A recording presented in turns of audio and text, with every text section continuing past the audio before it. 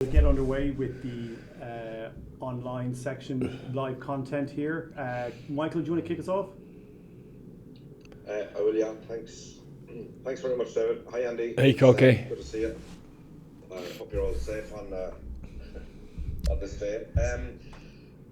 Looking back at the game last weekend against France, what are the sort of almost coach speak key learning things that you've had to take from that game in terms of trying to move forward? Quite a bit, actually, as you could, or as you would imagine, regarding an occasion like that. There's quite a lot of learnings. I'd be here all day if we started going through them all, really. But I think that the learning for us is how we make sure that we put our game out there on the pitch under trying circumstances. And you know, like I said after the game, congratulations to France. I thought they played outstandingly well. But I think certainly in the first half, if not the first 20 minutes, I thought we could have been more accurate, more disciplined with how we played our game. And I'm not just talking about discipline with the referee.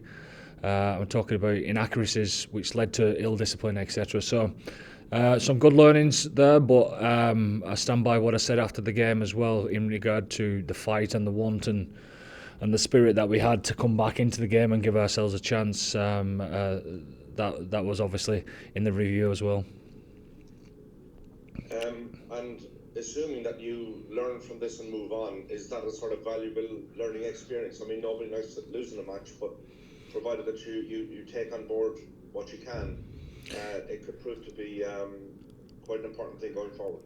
It has to be because otherwise it stands for nothing, doesn't it? You know, so yeah, there's a lot of learnings that's come out there in the last couple of days, and we've had a good hit out against the under-20s this morning, and some of those learnings have been put into practice. Just a final question for me, if you don't mind. I mean, are you looking, or do you think you could get more impact from the bench in terms of the role that they can play, you know, in closing out the game?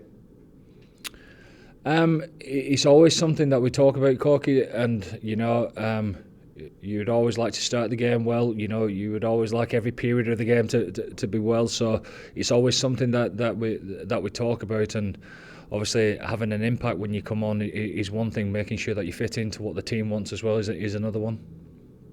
Cheers, thanks, man. Cheers.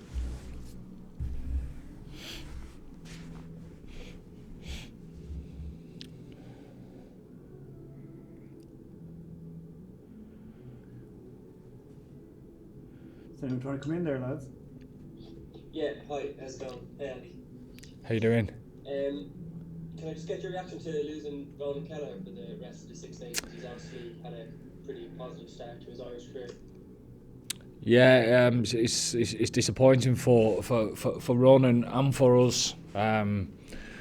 Obviously, Ronan's kicked off his international career with a bang, and you know, the more experience that he keeps getting at this level, the better he's going to keep on becoming. But injuries are part of our sport, and how we deal with that, how Ronan deals with that as a young professional, he's going to help him down the track as well. And obviously, him being out to the Six Nations will give other lads an opportunity to step forward. Yeah, hooker is probably a position a few people were looking at when Rory Best retired, given he was there for so long. But now, you know, Ronan started so well. Dan Sheehan stepped up off the bench last week. The likes of Dave Hartman back with Connacht again this week. Do you see that as a position of strength now in terms of squad depth, even though a lot of the kind of leading candidates for the jersey now are relatively inexperienced at this level? Yeah, there's obviously some inexperience, but there's some talent, isn't there, that we're trying to give experience to, and Ronan obviously is part of that, and Dan's doing really well. You know, it's a fantastic occasion for him and learning experience for him going to Paris and playing so long there. But when you say is it a competitive position, well, it obviously is, because there's competition for places, and that's exactly what we want. Finally, then, can I just ask the latest on Johnny, and do you expect to have him fit for Italy? Yeah, no, all good. He's going through his protocols. He joined in training yesterday. He's going through the end stages of rehab, and we expect him to be fully fit next week. Great, thank you. Thanks. Hi Andy, how are things? Good, thanks. You touched on discipline there a little bit, and particularly in that first half, you gave away 4 kickable penalties and 1 just after half time. What are the areas you're going to work on now going forward to tighten up and eradicate those issues going forward? Just the same as we always do. We've certainly not got an issue with discipline at all. In fact, we're an unbelievably disciplined side, and quite a few of the penalties that were given against us weren't through just ill discipline. There was through inaccuracies on our part, as far as understanding of how to do our jobs properly, i.e. the breakdown, etc. It's something that we've been really strong in certainly in the last 5 or 6 games, and there's a little bit of inaccuracy there that led to penalties. So discipline just isn't about people being offside or doing things illegally. Discipline you tend to fall on the wrong side of it if you're inaccurate in things. And how much of that is an experience thing, I suppose, for a lot of these players implementing this game plan where it's very expansive, it's heads up rugby, playing that against one of the best defences in the world, in the Stade de France, in front of the full house. How beneficial will an experience like that be for this team in terms of imposing this game plan on teams going forward? It'll be huge. I think one of the work-ons for ourselves was we didn't back ourselves as much as what we possibly could have done. So when you say expansive, I thought we missed a few opportunities that we could have exploited a little bit more. So there was a few opportunities that were missed for us out there, and that would be more of the learning. And then just finally for me, Joy came through with flying colours. He put in a really comprehensive performance at a level that he probably hasn't started at before.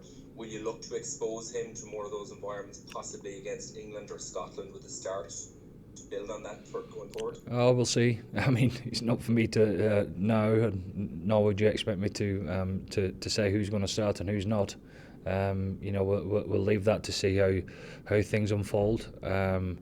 But the experience was great for him. The feedback on that experience has been great for him again today. And like I said, we trained against the 20s today, and he's put a few of those bits that we've talked about onto the field today. So he stands him in good stead, doesn't it, to push on with his career.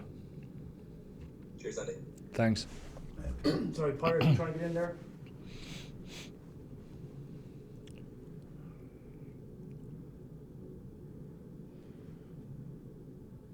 I'll jump in there if that's all right.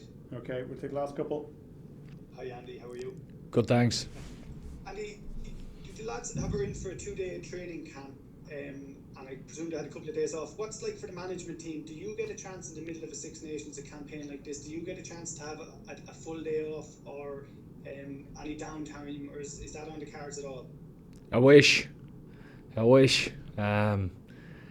Listen, it doesn't really matter as a as a coach, or as management. You've got a responsibility to be forward thinking on what the plan is going forward, etc. So your mind's always ticking over, and there's always something to do, especially as a head coach, regarding numbers and management and all this type of things. So it's nice to get the break away from one another, even though we enjoy each other's company. I suppose after a loss, you'd like to get back on the horse as soon as possible and get everything out there to get back on the road and everyone to feel better, that everyone's on the same page, etc. But within our planning, obviously the Six Nations is an 8-week competition for us, and it's important that we get the rest, we recover the bodies and mind, and get ready for next week. Yeah, and there was just a couple of articles recently about the diversity in the makeup of the French team, and then over the last couple of days about the narrow base in which the Irish team comes from schools, and obviously a couple of foreigners as well. From your experience in dressing rooms as a player and a coach, is diversity in a dressing room a positive, and is it something that could benefit Ireland if there was more diversity of where the players come from? 100% is a positive. I mean, first and foremost, whoever's in the room, and we're talking about international level now, he's got a warrant getting picked, hasn't he? You know, he's got to be good enough first and foremost, and that's an absolute given. But whenever we get new guys coming into our group, you see the bond with them straight away. You know, somebody coming in from the outside like Mac Hansen coming in and obviously he's an Australian accent, etc., and other guys from different countries who have earned the stripes to play for our country. You see the bond and the friendships grow straight away.